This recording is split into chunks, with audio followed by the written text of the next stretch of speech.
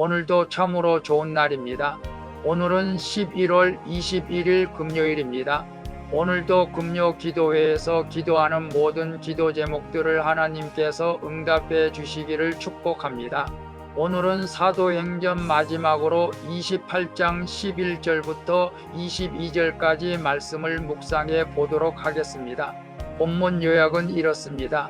멜리데 성을 떠나 남풍을 받아 보디올 도착한 바울 일행은 로마로 향하게 됩니다. 하나님은 여러 형제를 보내주셔서 바울에게 담대한 마음을 주십니다. 그리고 로마에 도착한 바울이 유대인들에게 이스라엘의 소망 때문에 자신이 쇠사슬에 매였다고 말하자 그들은 더 말씀을 듣고 싶어하는 내용입니다. 말씀의 거울로 내 신앙 점검하기 1번을 봅니다. 요즘 나는 하나님의 때를 기다리고 있습니까? 내 뜻대로 서두르진 않습니까?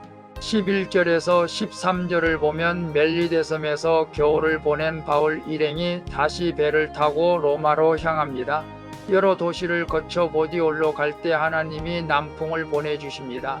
하나님의 도우심이 없으면 우리는 영혼 구원의 사명을 감당할 수가 없습니다. 성령님이 남풍을 불어주셔야 안주하던 자리를 떠나 목적지에 도달할 수 있는 것입니다. 또한 말씀을 묵상하며 내 생각을 내려놓고 하나님의 때를 분별할 때 끝까지 사명을 감당할 수 있게 된 줄로 믿습니다. 그래서 요즘 나는 하나님의 때를 기다리고 있습니까?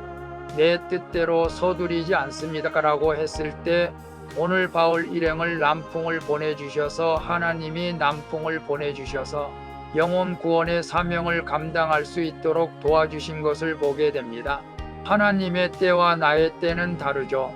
저도 요즘 교회를 옮기고 싶은 마음이 굴뚝 같지만 하나님의 때를 기다리면서 인내하고 있습니다. 오늘 우리가 세상에 살면서 여러 가지 원치 않는 문제를 만납니다.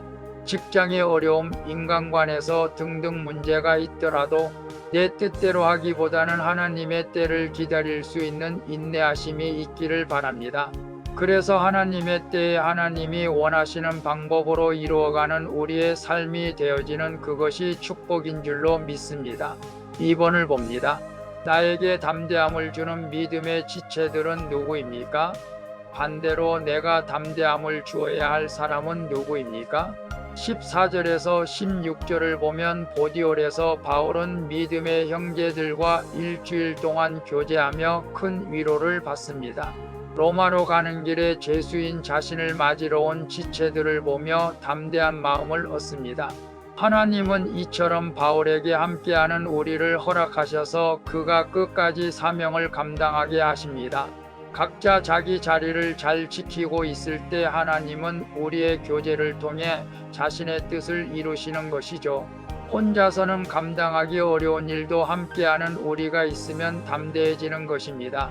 그래서 나에게 담대함을 주는 믿음의 지체들은 누구입니까? 반대로 내가 담대함을 주어야 할 사람은 누구입니까? 라고 했을 때 믿음이 좋은 사도 바울도 나약해 있을 때 자신을 맞으러 나온 지체들을 보면서 담대한 믿음을 얻게 된 것을 봅니다. 저 또한 목사이지만 목사 혼자서로는 담대할 수가 없는 것이죠. 때론 가족의 힘이 필요할 때가 있고 믿음 좋은 성도들 때문에 힘을 얻을 때도 있습니다.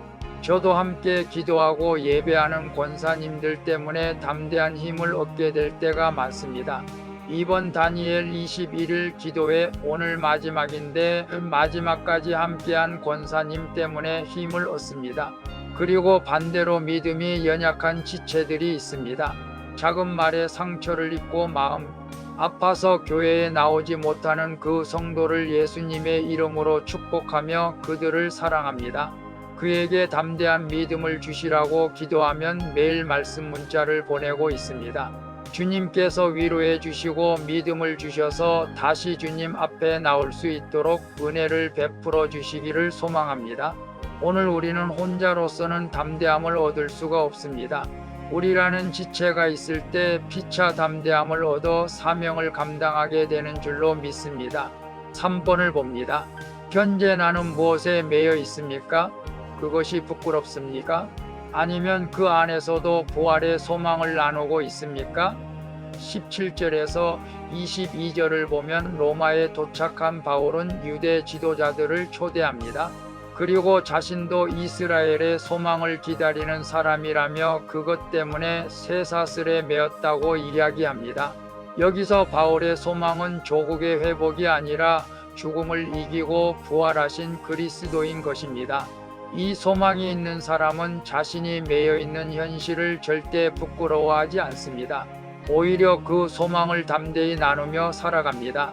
하나님은 나의 용기 있고 진솔한 나눔을 통해 복음의 길을 열어주시는 것입니다.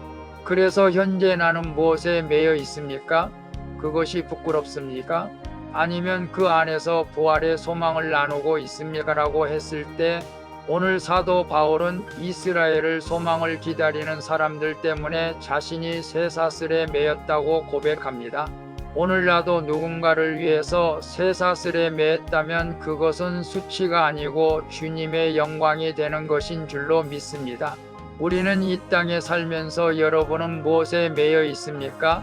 물질에 매여 있습니까? 질병 때문에 매여 있습니까?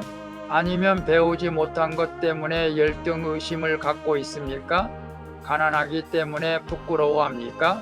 우리 모두 그것은 우리에게 현실로 부끄러워할 일이 아니라는 것이죠. 우리에게 담대하게 소망을 가지고 살아갈 수 있는 것은 부활하신 예수 그리스도를 믿는 믿음인 것입니다.